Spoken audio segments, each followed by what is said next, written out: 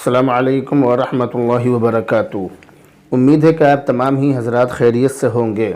Daily سوال و جواب کے ایک نئے ایپیسوڈ میں مفتی خالد قاسمی اپنے تمام مسلمان بھائیوں، بہنوں، دوستوں اور احباب کا استقبال کرتا ہوں۔ ڈیلی سوال و جواب کے اس ایپیسوڈ میں جو ہم نے سوال لیا ہے، یہ ہے قاری مشاہد الاسلام صاحب، امام مسجد بلال مسجد پلکھوا ہاپوڑ۔ یہ کہہ رہے ہیں السلام علیکم ورحمۃ اللہ وبرکاتہ۔ وعلیکم السلام ورحمۃ اللہ وبرکاتہ۔ یہ کہہ رہے ہیں کہ ایک صاحب نے سوال کیا ہے کہ ایمان کتنی چیزوں سے چلا جاتا ہے، تو ہم نے انہیں بتایا کہ ایمان مفصل میں جو تفصیل ہے اور شریعت کی کسی بھی چیز کا انکار یا اس کا مذاق اڑانے سے انسان ایمان سے خارج ہو جاتا ہے، اور بھی بہت سی چیزیں علماء کرام بتاتے ہیں۔ اس لیے ہم نے ان سے کہا کہ اپنے علاقے کے معتبر علماء کرام اور مفتیان اعظام سے اپنے مسئلے حل کرایا کرو۔ میں نے انہیں آپ کے متعلق بھی بتایا ہے۔ بہرحال آپ سے گزارش ہے کہ تجدید ایمان اور تجدید نکاح کن صورتوں میں ہوگا اور اس کی کیا صورت ہوگی بتا کر ممنون مشکور فرمائیں، نوازش ہوگی فقط والسلام۔ تجدید ایمان کا مطلب ہے دوبارہ نئے سرے سے ایمان لانا، یعنی کلمہ شہادت پڑھنا اور کفر و شرک کی چیزوں سے توبہ کرنا۔ اس کا نام ہے تجدید ایمان، یعنی ایمان کو دوبارہ ایمان لانا، نئے سرے سے ایمان لانا۔ تو تجدید ایمان کا مطلب ہے کہ دوبارہ ایمان لانا اور کلمہ شہادت پڑھنا اور کفر و شرک کی چیزوں سے توبہ کرنا، یہ ہے تجدید ایمان۔ اور تجدید نکاح کا مطلب ہے کہ اپنی بیوی سے شرعی طریقے کے مطابق دوبارہ نکاح کرنا۔ یہ تو تجدید ایمان اور تجدید نکاح ہے۔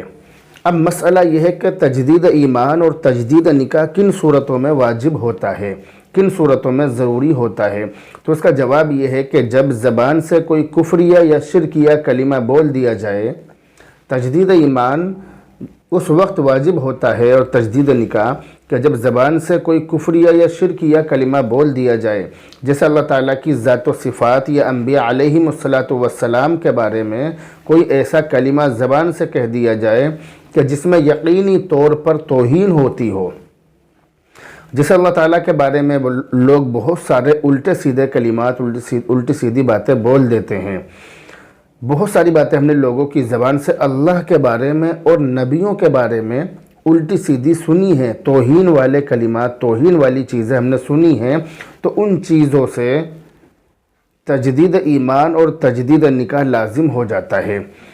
اسی طرح کوئی کفریہ یا شرکیہ عمل کیا جائے، ایک تو ہے زبان سے بولنا اور ایک ہے عمل کرنا، کوئی ایسا کام کرنا، تو زبان سے بولنے پر بھی ایمان بھی چلا جاتا ہے، نکاح بھی ٹوٹ جاتا ہے۔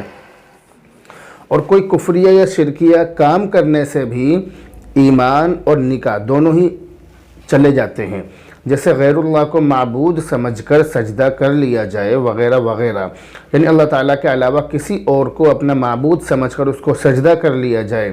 اب رہا مسئلہ گناہ کبیرہ کا، جو گناہ کبیرہ ہیں، جو بڑے بڑے گناہ ہیں، تو بڑے گناہ کرنے سے ایمان اور نکاح ختم ہو جاتا ہے یا نہیں؟ تو اس کا جواب یہ ہے کہ گناہ کبیرہ سے ایمان اور نکاح کی تجدید لازم نہیں ہوتی ہے، یعنی نہ تو ایمان ختم ہوتا ہے اور نہ ہی نکاح ٹوٹتا ہے کبیرہ گناہ کرنے سے، بلکہ سچے دل سے توبہ اور استغفار کرنے سے اللہ تعالیٰ گناہوں کو معاف فرما دیتے ہیں۔